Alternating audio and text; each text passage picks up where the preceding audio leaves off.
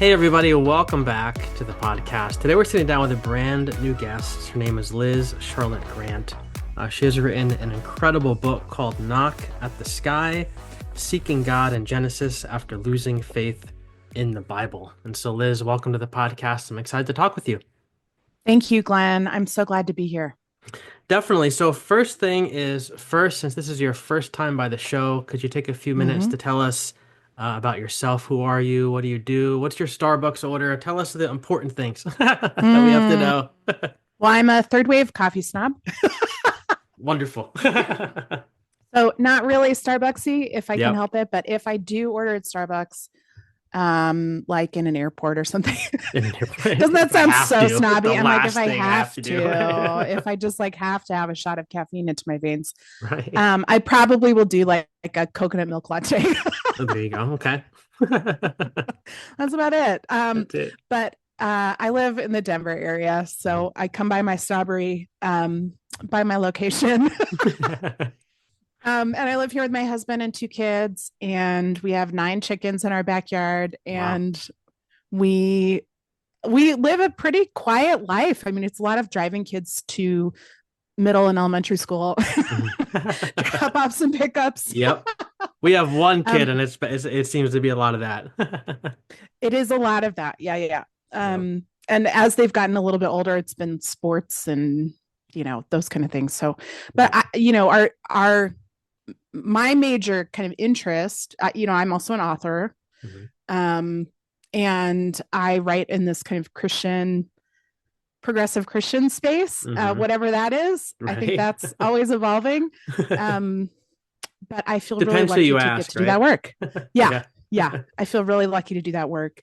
My husband's a designer and artist, so we're kind of an artsy fartsy family Mhm. out here in the suburbs of Denver. I just feel really lucky to get to do that work. That's awesome. Is this your first book? Yeah, first book. Awesome. How does it feel to get it together and out there? You know, um, it's not the first book I wrote. So for me, it's like relief. It's like it happened. Okay, It's nothing there. I fell did it. through. Right.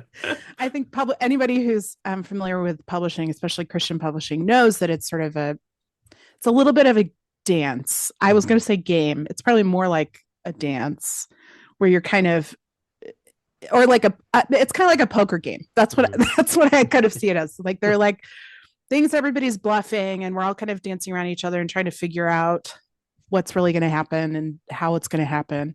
And I just feel really lucky. My publisher is Erdman's, and they're like Mhm. the indie press of the Christian publishing world, and it just fits me like a glove. Like I am a natural kind of anti-authoritarian, Yep. I love it. individualist, indie artist type. So for me, that's an amazing fit.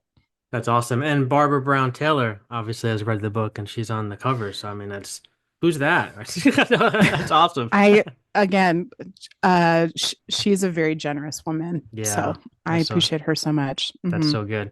All right, so your book, it's wonderful. As I said before we hit record, I loved it. I feel like so much of my journey, you put words on so many things that I and many people have experienced. And I was wondering mm if we can maybe begin by, who knows what directions this will take us in, but if you could spend a few moments maybe giving us like the elevator pitch of the book, like mm what's it about, who's it for, and then in addition to that, I'd love to hear kind of like the story of where this book came from because I know you grew up, in the evangelical Christian sphere, system, whatever we want hmm to call it. You find yourself seeking God, understanding God in very different ways. And so what brought you from where you were in the past to this present space of writing this book about seeking God in Genesis after losing faith in the Bible? What does it even mean? Take us into the story. mm Yeah. So I would say the story of the book.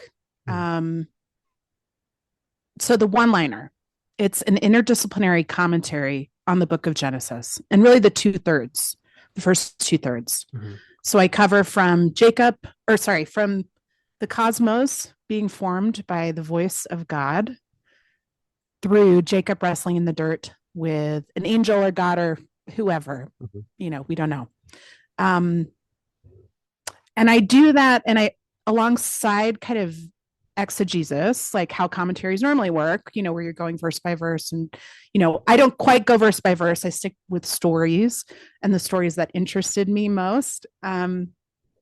Interspersed between those, I tell stories from science and from fine art. And I just sort of let my imagination run alongside the scriptures. And it was a blast. I don't know how I got to do it, but somehow I did. Convinced somebody to let me do it. And it is a real kind of, it's a way of reading the scriptures that's pretty different. Mm-hmm. Essentially, I was very inspired by this midrashic style. And the midrash, for those who don't know, it's like the Jewish stories that surround the Bible. Sometimes it's kind of straight exegesis. So sometimes it's, we're looking kind of word by word, verse by verse, trying to figure out what this text means. And of course, this is only for the Old Testament. This isn't for the New Testament. But other times, the midrash is expansive. It is imaginative. So sort of in the white spaces between the words, between the paragraphs, the things we don't know about the scriptures. Like we don't know, for example, who led the effort to build the Tower of Babel. Well, the Midrash says that it was Nimrod, this mighty man. And then they say that King Nimrod was the antagonist to Father Abraham before he left Ur. He's the king of Ur. So you kind of build this whole backstory where there isn't a backstory really, in the scriptures themselves, like the texts that we have. There are questions, right? Yeah. And the Midrash is willing to say, we're going to come up with answers. Like we're going to tell stories about this. It doesn't have to be right, but we want to find ways to explore further and explore these stories honestly. And so I was very inspired by that model of questioning and answering and telling stories. And, my goal was to sort of reinvigorate the text, especially for those of us who are overly familiar and for whom the text of the Bible has been weaponized against us. Yes. I really wanted to create a sort of safe and new experience with the words if I could. Yeah. I think that's so important because like you said, there's not only have the words been weaponized against many of us, but many of us were trained in how to weaponize those words against other people. And I know for me, like that was a huge part of my deconstruction journey, was kind of coming to grips with that, because I can remember back in seminary, there was this one class. I think it was a New Testament class. We were learning about the background and context of the New Testament. And I remember we were coming across this one verse and we were talking about it. And the professor said, I don't even remember what verse it was, but I'll never forget these words. He said, "This is the verse I use to nail people's hides to the wall when they come up against whatever this belief is." And I was like, man, like, is that what we're using? Was that what the Bible is? And like, I was in that world at that time, so I didn't really think much of it beyond that. But now looking back, playing Monday morning quarterback, like there's so many times when I use the Bible in that way because that's the way that I was trained to use it. So for a long time, when I started to deconstruct, I had to put my Bible away because I couldn't read it apart from that narrative that this is what the Bible is supposed to be for. So like I have to get out of this mindset. So I just put it away for a while. And then I started to read some other stuff. And when I picked it back up off the shelf, I started to see it in a much different way. That's a very common story, unfortunately. I think a lot of people have learned that the Bible is the number one authority in the whole universe. Whether or not that's kind of preached. I think, right. We would say as Christians that God is the authority, right? That God is the one who directs all of human history and all knowledge and everything that has ever been and ever will be, all experience, all people. Yeah. And yet, I think the way that white American evangelicalism interprets God is so tied to the scriptures. And I think that that's been true through history to an extent, but I think the way that we have particularly wrapped ourselves and our culture around this book, I think that's unique. Yeah. for Christians across time. I think that's Yeah. a unique way to read this book. Yep. Especially reading it alone. That's Right. that's a really different experience. For example, like one of the things I talk about in the book is, you know, the way we read the Bible is by its nature like upside down and backwards, hmm because Hebrew is literally written backwards. Backwards, right? And Exactly. how or really we're the backwards one, right? Right. Yeah. So if we even just look at the language itself, right, not to say anything of the culture, the history, or the scribal practice, or the culture of Judaism, I mean, I think there's just so much we don't know about this book. And for one thing, readers 1,000 years ago were closer, so they hmm might have had more of an idea of kind of the background. But the fact is, there was a sense of kind of unknown and unknowing Yeah. that we carried with us, I think, as Christians, because there's so much mystery in the spiritual life, and there's Yeah. so much acceptance of that mystery Yeah. that Jesus carries with him. That's right.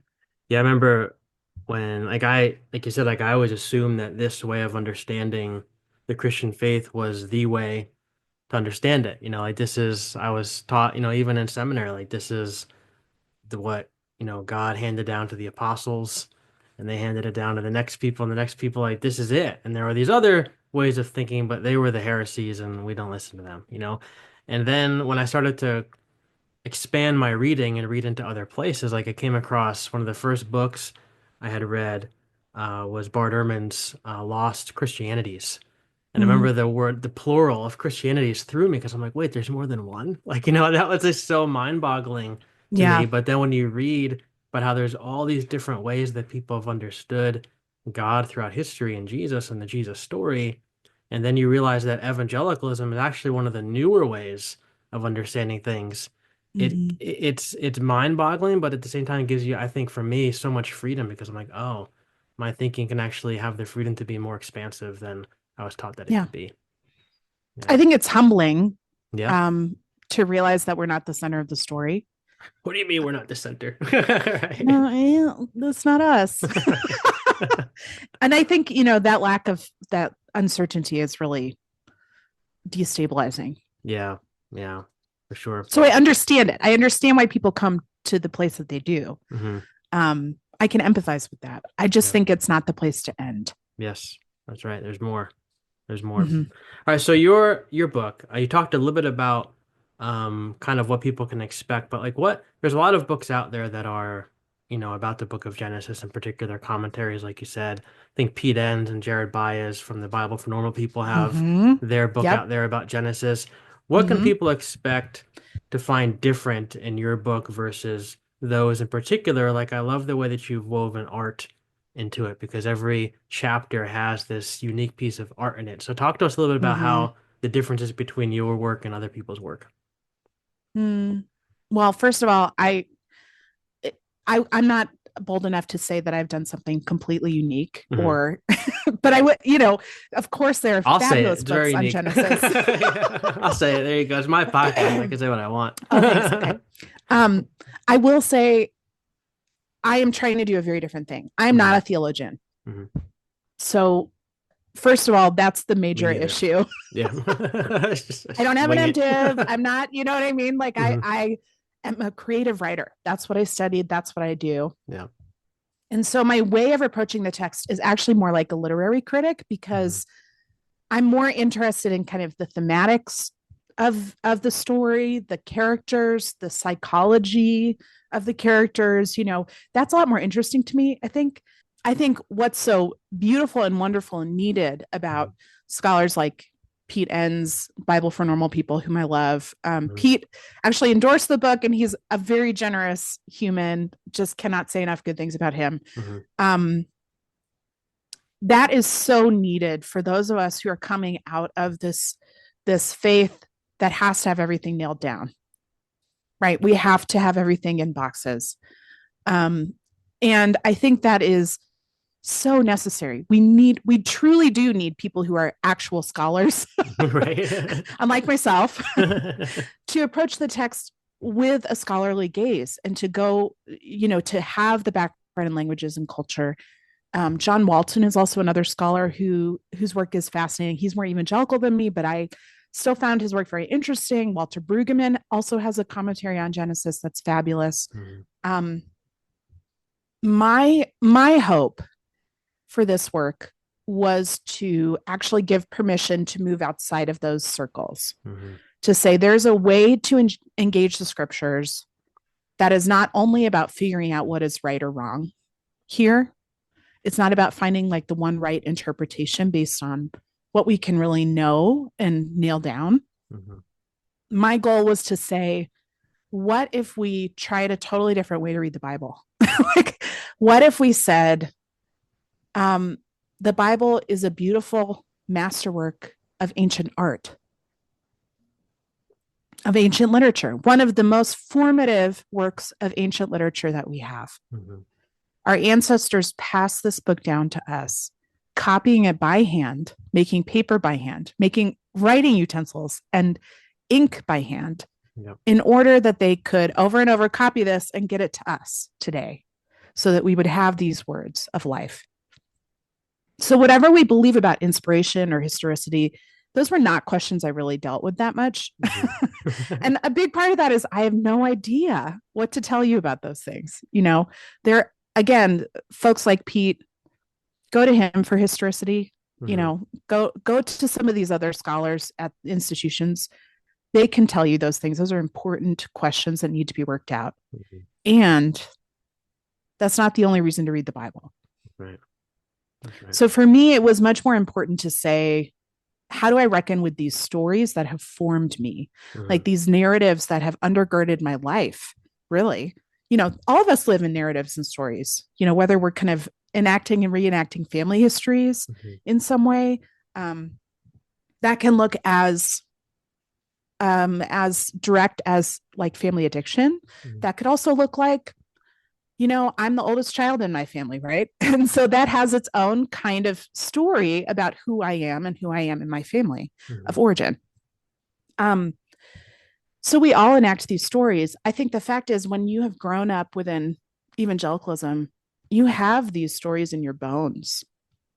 Like there is a sense in which you are deeply formed by the stories of the Bible. And I Mhm. wanted to understand what that meant for me and also whether I still wanted it, Yep. Yep. you know, and just sort of how to reckon with the stories as they came to me. So this book is very much a personal accounting of these stories for me, to say, what does it actually look like to reapproach the story of Abraham taking Isaac to the mountaintop because God has told him to sacrifice his son there, Mhm. right? Yep. That is a really terrifying story. I call it like horror Christianity. Like Right. this is like This the is as the worst as it worst gets. the worst version, like the Yeah. worst story I can think of almost Yeah. in the Bible. Yeah. You know, except maybe God sacrificing Jesus, right? Yeah. So there's this element there where you kind of have to return to some of these stories and say there are things we don't understand and we don't know why. And I'm not actually trying to be an apologist for God, Mhm. to you know, like I'm just trying to be very honest approaching these texts again Yeah. and doing it in a helpfully literary way. Mhm. Yeah. That's nice to read. Yeah. I think that's beautiful because I mean, as I was reading the book, I was remembering back to like my early encounters with the Bible. And Mm, I went to a private Christian school starting in the fourth grade. It was mid-year. Something happened. Yeah, you too. Mid-year. mm-hmm, I was in public school. I was getting beat up, and there was like a lot of things going on. So my parents took me out of that school, put me in this private Christian school. And I can remember, I mean, months in, sitting in like Bible class, having never really engaged much with the Bible. Like I knew about it, knew the stories, but I never really had one in my hands, you know. And I can remember the teacher talking to us about how the book of Genesis and talking to us about how the earth is 6,000 years old mm-hmm, and, you know, uh, God, creationism, versus evolution. Evolution's a sham and it's silly stuff, blah, blah, blah. Mm-hmm. I remember like sitting there thinking to myself, like, this book seems way more interesting than this woman's making it out to be, and I Uh-huh. was only in Yeah. fourth grade, but I was like, and Mm-hmm. I thought to myself, like, this book, they're telling me this book is thousands and thousands of years old, and somehow it lasted the test of time to make it onto my desk as a fourth grader. And I remember thinking to myself, it just seems more interesting. I don't know what it is, but it seems more interesting than the way that it's being made out to be. And so I think that what you do in this book is so great because you're giving people the freedom to look at what that more interesting aspect of the text might be. And I think that that's Mm-hmm. something that so many people didn't get growing up, and especially going to church if they went to a more fundamentalist kind of a place where you were told that this is the story, this is what it means, and that's it. There's no questions. And so I think Yeah. that Yeah. it's so much, the text becomes so much more meaningful when you can look at it that way. Mm-hmm. Yeah. It was very much like any questions? No, put your hand down.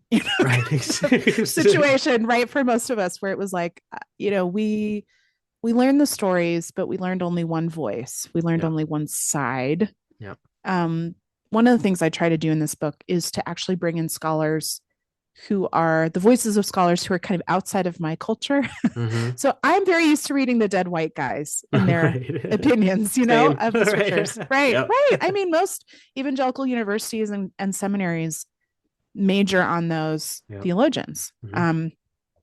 That's not to say they're not good They theologians got or they're great not things. worth It's good things to studying. say. Yeah, sure. Um, I just wanted to learn other things. Yeah. So I pulled in liberation theologians, and Mhm. I pulled in one of my favorites was Dolores Williams. Mhm. She's a Black womanist theologian. She sort of started this like Black feminist theological strain Mhm. with her work on Hagar.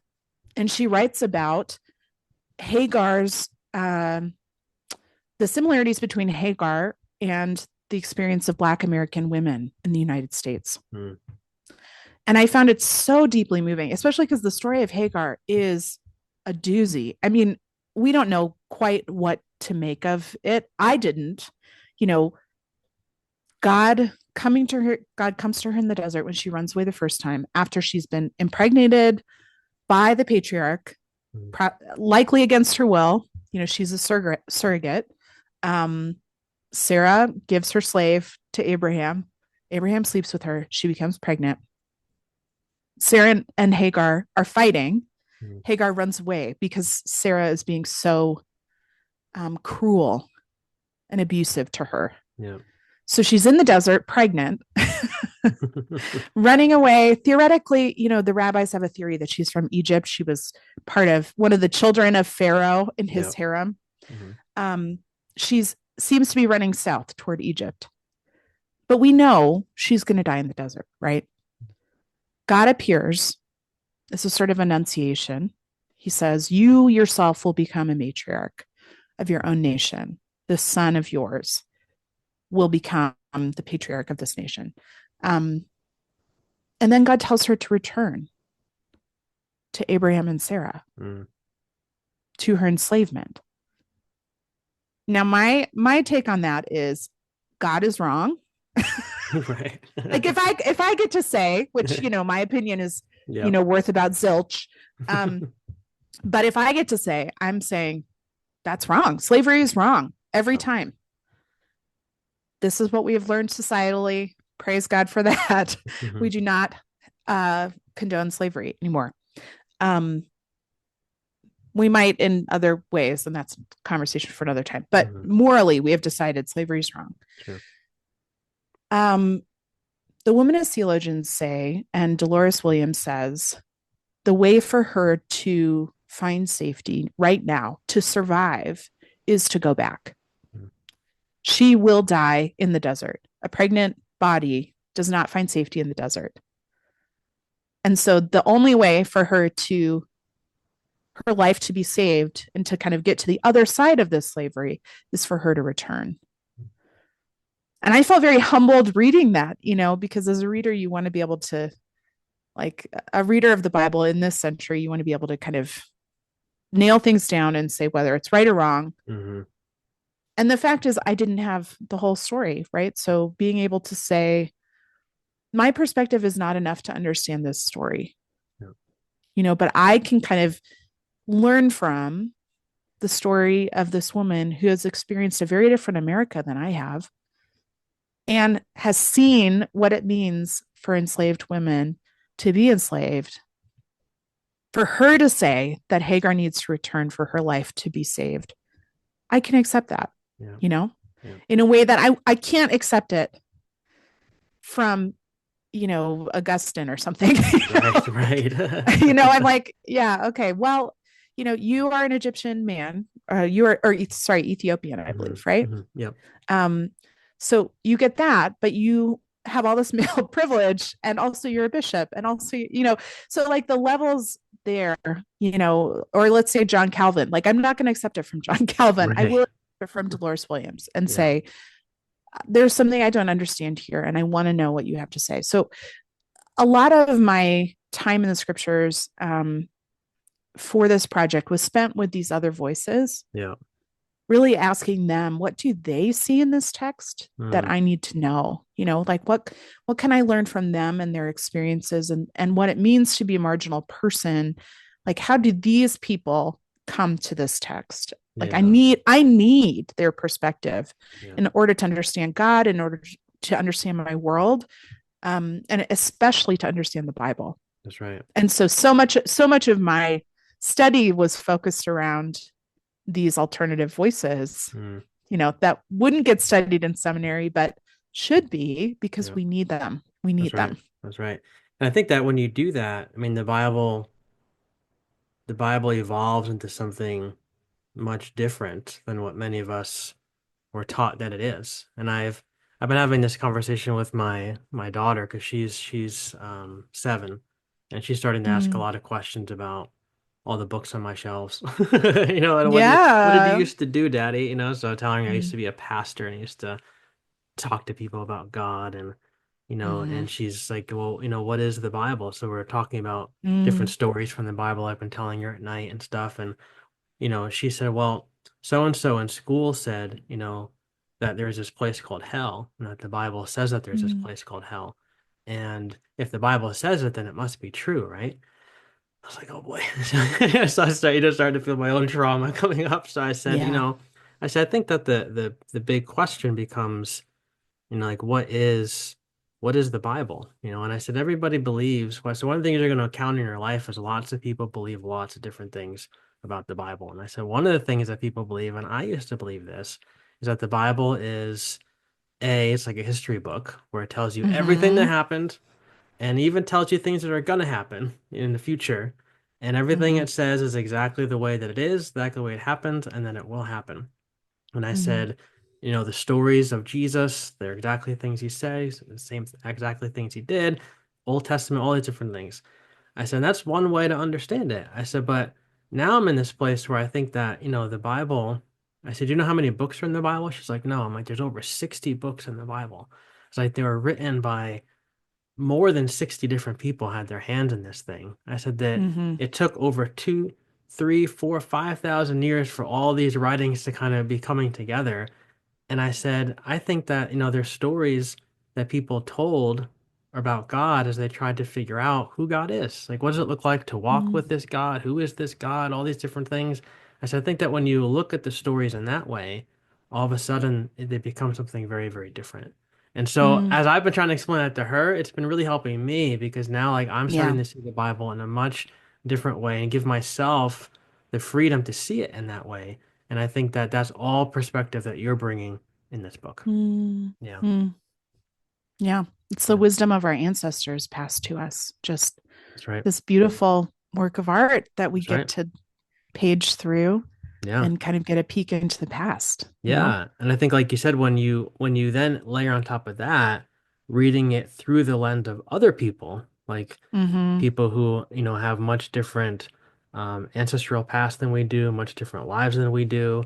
You start to read it through even like the LGBTQ community and things like that. Like you Yes. start to Mm-hmm. see things in the text, you're like, oh my goodness, like I never considered this one particular morsel of the story that I know so well because I've been told about it all Mm, growing up and I thought about it this one way, but you hear somebody hmm else talk about their perspective, you're like, wow, I never saw it that way. But Yeah. that also opens up, expands your views of God because then you see God in an Mm, entirely different way as well. And I think it's so wonderful. mm. Related to the kind of queer theology Hmm. thought, Yep. um, I was astonished and delighted to discover that one of the rabbinic threads about the creation of humankind, so man and woman Hmm. specifically, one of the rabbinic threads says that Adam was a hermaphrodite, is the word that they use.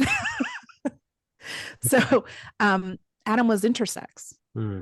And to create Eve, God separates them. And then they become male and female from there. But I found that really fascinating because I've never heard that preached, number Hmm. one. Nope. Why would Never. you? Right? But I think that is such a fascinating reading. And in fact, one of the feminist commentators that I read, Catherine Bushnell, she's just such a powerhouse. She was a medical missionary to China. She also knew every ancient language and studied and reinterpreted almost every passage she could find about women in the scriptures. And this is, in the 19th century. I mean, she just is a powerhouse of a Mhm. woman. Um, she started to think about the creation of womankind as a fissiparous reproduction. Mhm. So consider like a mitochondria. Like, have you ever seen like a lava lamp? Yeah. Where the blob goes up, but Yep. it also expands and stretches and then comes Yep. apart. Yep. Um, that's sort of how like a mitochondria would reproduce. And she started to think about the reproduction that God does here, the creation of woman, Mhm. as a fissiparous reproduction. I personally love the intersex idea. Mhm. Like Adam is just everything. God splits Adam down the middle, and all of a sudden there is man and woman. Yep. Um, these two parts of a whole, and that is a picture of parity that I think we don't often see. Yeah. Um, but that gave me a real sense of the story is not like the story we have of this book is just one story. Yep. It's just one interpretation, but there are so many other ways of reading this book, and we need those ways. That's right. That's right. Yeah, it's funny, the story of Adam and Eve. I was telling my daughter this the other night. We were laying in her bed as she was, falling asleep. And she tell me a new story from the Bible. So I'm like, all right, let me think what new stuff can I tell? Like, I don't want to do the Noah's Ark yet. I don't know if she's ready for that. So I was like, well, we'll go all the way back to creation. So I told her about Adam and Eve. And I said, that God created Adam. And I said, then put Adam into this deep sleep. And I said, then the Bible says that he took one of his ribs out. And she goes, wait a minute. She sat up in her bed. She's like, whoa, hold on a second. She's like, God reached into him and ripped out one of his ribs and made a woman. She's like, that's disgusting. And, she's like, like, that's ridiculous. She goes, I don't know if I can believe that, but it's in the Bible. I said, well, so let's remember what we talked about with the Bible. I said, is the Bible telling you what happened? I said, or are they telling you a story in order to make a certain point? So I said, what do you think the point of that story would be if God made man, God made Adam, and then took a part of Adam and made Eve? What do you think that means? She goes, well, that means that we're like really connected. I'm like, exactly. I said, I think that is definitely one of the big pieces is that we all come from each other. And I said, we're all part of each Mm-hmm. other. And I said, if we're all that deeply connected, I was like, what do you think that means? She goes, I think it means that we ought to be kind to each other. I'm like, I think that's a huge thing. And so it's just interesting to have Oh, that dialogue with her, just to see her kind of synapses firing as she gave herself the freedom to realize that this book isn't telling me the story of exactly what happened, but there's a lot here that maybe I can take away that even fits in my own life, like in school and things like that. So I think it's just so cool. mm, Yeah. you have a little mystic in your house. Little mystic. That's right. A little heretic. I love it. For I love sure. it. Mm-hmm. All right. So with the Bible, one of the things that I think a lot of a lot of listeners, when they reach out to me regarding the Bible, they have complicated relationships with it, as I Mm-hmm. have and as you have in your own journey as well. So I was wondering if you could just maybe speak to those people a little bit who are in this place where they're deconstructing, they're rethinking everything. They feel like things are falling apart around them. Maybe they have Mm-hmm. families upset with them, church people upset with them, whatever. And they're trying to figure out like, what do I do with this book as I move forward in my own journey? Do I take it with me? Do I leave it behind? Like, what does that look like? And maybe what does it look like for you, like in your own journey? Like, what does the Bible look like in your life on a regular basis and a weekly basis? Do you use it on a daily basis? Do you use it differently than you used to use it? Like, what does it look like for you? And speak to those people. Mm-hmm. Well, first of all, I feel with you. Mhm. Um, I think so much of our experience within evangelicalism is so deeply lonely when we're asking questions. Like it just feels like there's no space for us Yep. anymore. Yep. Um, and because belonging is so often conditioned on kind of affirming certain beliefs or not, Mhm. that can put us in danger of losing relationships and losing jobs and losing family and all Yep. sorts of things. So A I lot at see you. stake. Yeah. Yeah, there's a lot at stake. I Mhm. see you, and I want to affirm the worthiness of the quest that you're on. I think the fact is, none of us has the spiritual map. We all sort of just wander around. Mhm. Some people kind of silo themselves off. They decide they'd rather just stay in this one place and decide that that is the whole of the spiritual life. But I believe that the world of spirituality is wide, the world of Christianity is wide, Mhm. because God is wide. So there's just so much space. If God really is above and beyond everything, there is space to wander and not get lost. Yep. So that's what I would say. First of all, I think I relate a lot with the challenge of relating to the Bible. I write about how I had an Adventures in Odyssey Bible when I was little, and that was my favorite Yes, Bible. that's right. Mostly because of the comics. I read the Yep. comics over and over.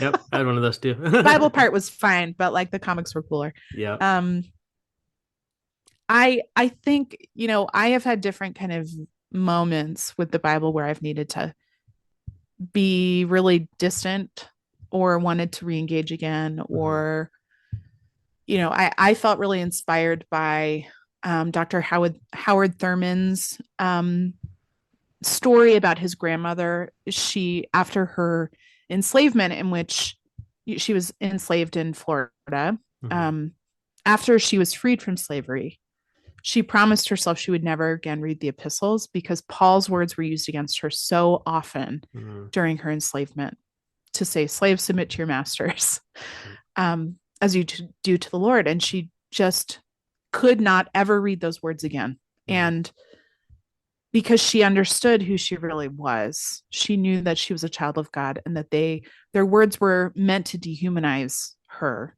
and remove her agency in her spiritual life.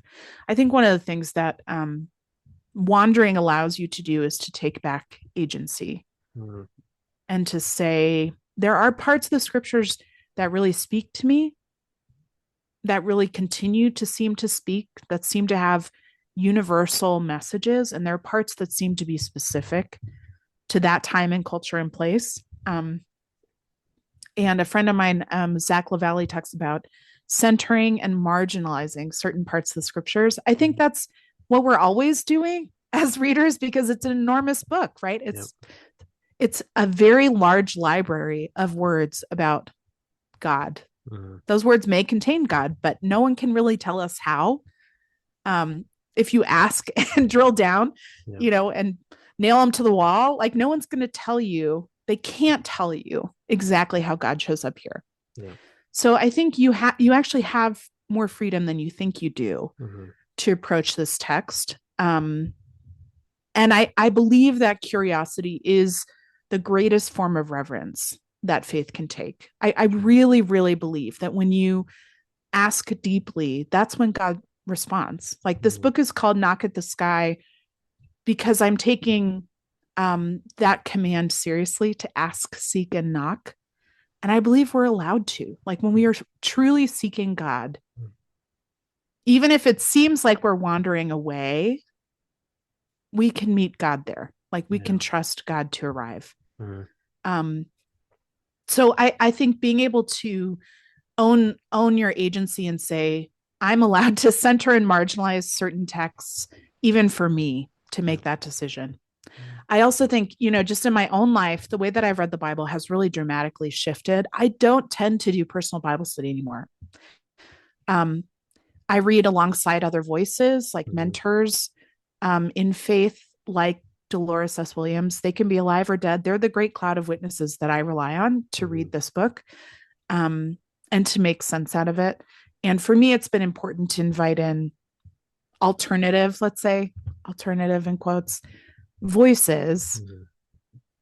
to learn from them Yeah. because I haven't heard them before. Yeah. And I want to be able to kind of weigh and discern their perspective alongside the voices I've heard That's already. right. Um, and especially for those of us who are deconstructing because we know that there have been intentional marginalization of people Mhm. through the history of Christianity. It's important to listen to those who have been marginalized. That's right. Um, for myself, I tend to engage the Bible either in this like deep study when I'm writing books or articles or things like that. Studying the history of Christianity just for an article or whatever. I mean, just I'm sort of an all or nothing kind of girl. So I'm either writing an intense, weird biblical commentary or Or nothing at all. I'm listening. It tends to be most of it, but I do listen to Lectio Divina as well. I like listen to some of um the apps that exist. There's Mhm. like a couple of different audio apps where they do Lectio Divina and kind of take you through a prayer. Mhm. That rhythm can be helpful for me sometimes. I've been trying to do that with my kids who are 10 and 12. Mhm. Um, we're in a PCUSA church, but they don't come with me that often. Mhm. And my husband is not interested in coming, which he's open about um, because of lots of reasons. um, but my daughter's going to the youth group, and I try to do like a Lectio sort of prayer time, like a pray as you go prayer time Mhm. with them in the car on the way to school when I Mhm. can. Yeah. Yeah. So it's kind of a way of creating kind of a practice rule of life where it doesn't feel like I have to engage it a certain way. I feel a lot more freedom to trust God to arrive, Yeah. trust the certain scriptures I need to arrive. There are people who will tell you that means you're not serious Mhm. about faith, and I just don't believe that anymore. I don't think white knuckling your way to God works Yep. in the way that I had been taught it does. Yeah. And I understand why we want it to again, but I feel much more comfortable and more patient with God's arrival as it comes, Yeah. as they come. Mhm. So I think really what I want to leave folks with is like it's okay to be where you are. Like you can find and explore your own spiritual agency, even as you're kind of in submission to sort of a communal experience of Christianity. I mean, I think the reality is we are part of this communal experience, Yeah. and that's a gift to us. But also we can trust our spiritual guts. Trust that spiritual gut That's right. to make decisions about how you engage, when you engage, with whom you engage.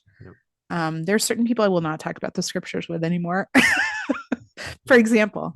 And I think that's okay too. So I, Yeah. I think you're right where you need to be, probably.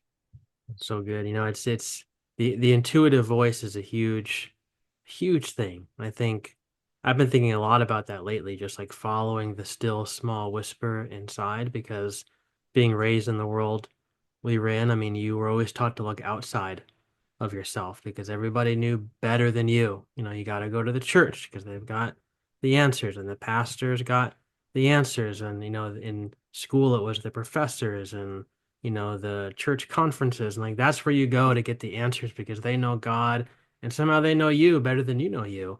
And now I'm in this place where I've been realizing that there's a still voice inside that, you know, Jeremiah was weaponized, against a lot of us to say the heart's deceitful above all things. Don't listen to that voice, because it can lead you astray. But now I've been giving that voice more attention.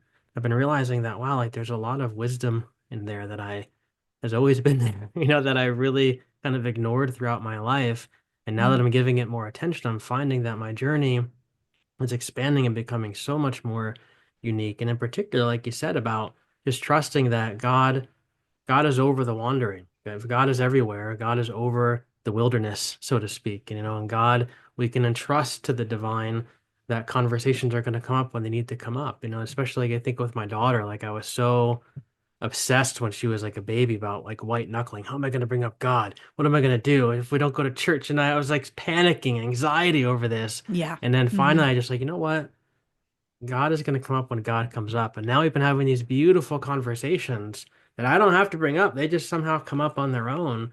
And it's been taking us down so many different roads. And the other day she said to me, Daddy, do you think that like maybe on like a Sunday morning when mommy's asleep, we could have like our own little God school downstairs with the whiteboard and we could like Oh, talk to each other about God and like what we think about God? I'm like, that she is would be adorable. awesome if we did that. But like again, like it's just like that came up on her own without me having to do Yeah. anything. And I think that She when came we up with church by herself. yeah, like I think when we give the Spirit freedom to just be the Spirit, Yeah. things will come up. And I think that's beautiful advice. So thank you. Mm. All right, my friend. Well, we are just about out of time, but I could talk to you forever because you're so easy to talk to. So thank It's you. really fun. It's really fun. Thank you Yeah. for your time. Thanks for Thank you having for your me. book. Real quick, where can people go if they want to interact more with you online, your work? Yeah. Yeah. I'm at lizcharlotte.com. I also am on Threads at Liz Charlotte Grant. I'm on Instagram. I have a newsletter called The Empathy List. I've been nominated for a couple of Webby Awards for that, which Awesome. I'm amazed and was shocked by, but very much like a smart word from the Christian left. So it tends to be like a tad political, but with an emphasis on empathy and curiosity again. Awesome. So I love it. Well, I'll put the links in the show notes and let's do this again. I'd love it. Awesome.